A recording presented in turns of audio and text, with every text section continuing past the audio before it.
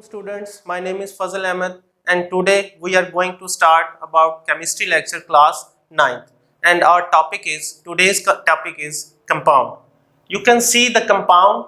Compound is a substance made up of two or more elements chemically combined together in a fixed ratio by mass. Students, इसका क्या मतलब है? मतलब ये है कि जब दो या दो से ज़्यादा केमिकल सब्सटेंसेस आपस में इकट्ठे मिलते हैं तो उनकी खास दरमियान में रेशो बन जाती है जो कभी चेंज नहीं होती।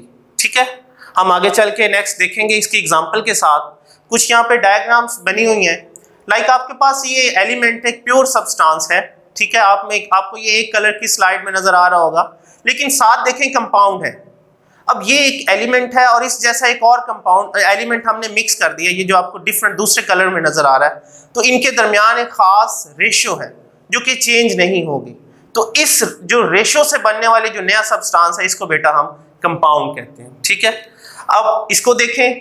नेक्स्ट मिक्सचर है जो इसी से रेलिवेंट हमारे टॉपिक से आगे मिक्सचर का टॉपिक है, लेकिन हमने उसको डायग्राम की मदद से पहले ही एक्सप्लेन किया है। क्या एक्सप्लेन कर रहे हैं कि मिक्सचर क्या है कि इसमें दो या दो से ज्यादा चीजें ही मिलती हैं, बट इनके दरमियान को फिक्स रेशियो नहीं होती। ये नॉन फिक्स रेशियो के साथ मिलते हैं, कभी ज्यादा कभी कम, दो या दो से ज्यादा चीजें, कभी एक कम, no fix ratio at all. इसीलिए आप इन्हें मिक्सचर कहते हैं, मीन मिक्स हुए हैं। ठीक है, अब इसकी दो बेटा टाइप्स होती हैं। एक होमोजीनियस होती है, होमो मीन सेम, कि ये आपको यूनिफॉर्म नजर आते हैं, एक जैसे नजर आते हैं, जबकि दूसरी हेट्रोजीनियस होती है, हेट्रो मीन डिफरेंट। अब इसकी आपको एग्जांपल से बेहतर समझ में आ जाएगा। जैसे आप मिल्क देखते हैं, हम जो यूज करते हैं मिल्क आपको व्हाइट कलर का नजर आता है जो बिल्कुल एक ही तरह का है, हालांकि उसके अंदर कई चीजें हैं जिनकी अनफिक्स या नॉन फिक्स रेशियो के साथ वो कंबाइन है, लेकिन नेचर ने इसको एक ही कलर दिया है। हम उसे मिक्सचर कहेंगे, लेकिन होमोजीनियस मिक्सचर कहेंगे। जबकि हेट्रोजीनियस मिक्सचर क्या है, हेट्रो का मतलब ही डिफरेंट होता है। तो आप देखें, हमारे पास लकड़ी का कोई टुकड़ा हो जाए या हमने अगर एक मुट्ठी रेत की या मिट्टी की उठा ली तो उसके अंदर हमें डिफरेंट पार्टिकल्स नजर आ रहे होते हैं, तो वो मिक्सचर तो है, लेकिन हम उन्हें क्या कहेंगे, ये हेट्रोजीनियस मिक्सचर है। Now come to the next slide. अब अहम चीज है, ये हेडिंग आपके पास न्यू प्रॉपर्टीज। अब इसका क्या मतलब है? जैसे हमने प्रीवियस स्लाइड में देखा कि दो या दो से ज्यादा एलिमेंट फिक्स रेशियो के साथ मिल जाते हैं, तो अगली बात सुने कि जब ये मिल जाते हैं तो इनकी अपनी प्रॉपर्टीज खत्म हो जाती हैं। दो एलिमेंट हैं, जब वो आपस में मिल गए तो उनकी अपनी प्रॉपर्टीज खत्म होगी और बिल्कुल नई प्रॉपर्टीज जनरेट होती हैं जो कंपाउंड की कहला रही होती हैं। उन एलिमेंट्स की प्रॉपर्टीज खत्म हो जाती है। हमने यही एक्सप्लेन किया हुआ है कि as a result of this combination means the elements which are combining, elements lose their own properties, अपनी प्रॉपर्टीज को, अपनी खसूसियात को खो देते हैं, एंड प्रोड्यूस न्यू सब्सटेंसेस, और जो नई शय बनी है जिसको हम कंपाउंड कह रहे हैं, यहां भी लिखा है यहां भी है। ठीक है, that have entirely different properties. इस नए बनने वाले कंपाउंड की प्रॉपर्टीज मुकम्मल तौर पर डिफरेंट होती हैं उन एलिमेंट से जिनसे ये मिलके बने। Compounds can't be broken down, फिर आप इन्हें तोड़ नहीं सकते इनटू इट्स कॉन्स्टिट्यूएंट्स। वापस से एलिमेंट्स में बनाना इनको मुश्किल हो जाता है। ठीक है, बाय सिंपल ऑर्डिनरी मेथड्स। वैसे चूंकि हम केमिस्ट्री स्टडी कर रहे हैं तो ये बात आप सुनते जाएं कि हमारे पास केमिकल मीन्स बहुत से हैं जिनके जरिए से हम किसी कंपाउंड को तोड़ सकते हैं, but we can not break a compound by simple और ordinary chemical means. Now come to the next slide. We are going to discuss some examples of compound. You can see carbon dioxide is formed when elements of carbon and oxygen combine. You can see here is yellow color shows carbon atom and two blue color shows two oxygen atoms, and they are combined. The central atom is carbon and another two atoms are oxygen. So they have, let's see, they have the fixed ratio. Carbon और oxygen की fix ratio. बेटा पूरी दुनिया में आप कहीं भी चले जाए, कार्बन डाइऑक्साइड को जब आप स्टडी करेंगे तो उसमें कार्बन और ऑक्सीजन के अंदर यही रेशियो होगी कि एक एटम कार्बन का होगा और दो एटम किसके होंगे, ऑक्सीजन के होंगे।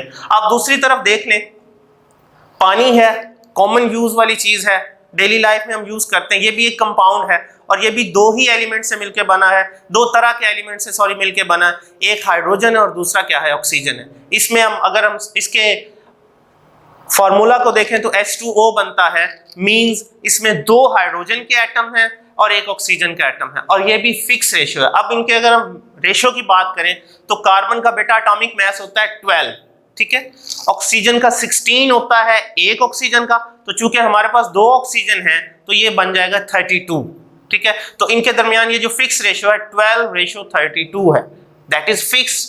अब हम इसे सिंपल कर लेते हैं, इससे कैंसिल करते हैं तो 3:8 बाय मास बन जाता है। चाहे आप 12:32 लिख लें या 3:8 लिख लें, ये सेम ही बात है, बस उसको हमने सिंप्लीफाई किया।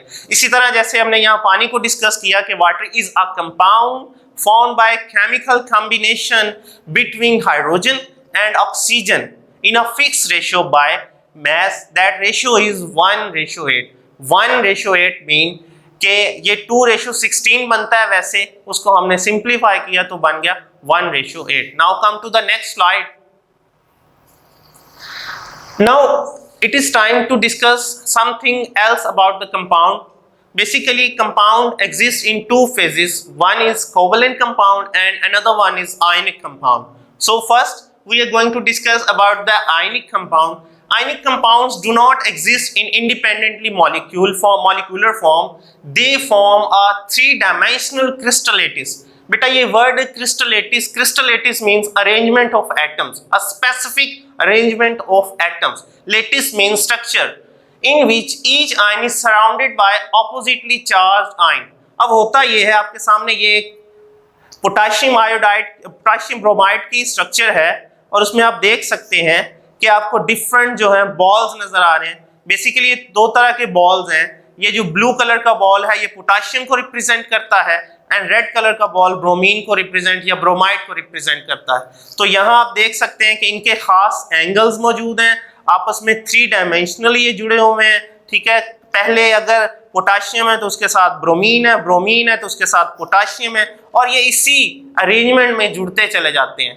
अब बात करते हैं इनके फार्मूला की। बेटा ये हमने एक रैंडम स्ट्रक्चर उठाई है जिसको हम देखते हैं कि हमें रिपीटेशन नजर आ रही है पॉजिटिव और नेगेटिव आयन की। अब हमने चूंकि एक मॉलिक्यूल का फार्मूला बनाना होता है, ये चूंकि आयनिक कंपाउंड है इसका हमने एक फार्मूला बनाना है, तो हम आसान तरीका क्या लेते हैं, एक यूनिट हम पॉजिटिव ले लेते हैं, उठा लेते हैं, देख लेते हैं और दूसरा नेगेटिव और उसको इकट्ठा करके लिख लेते हैं।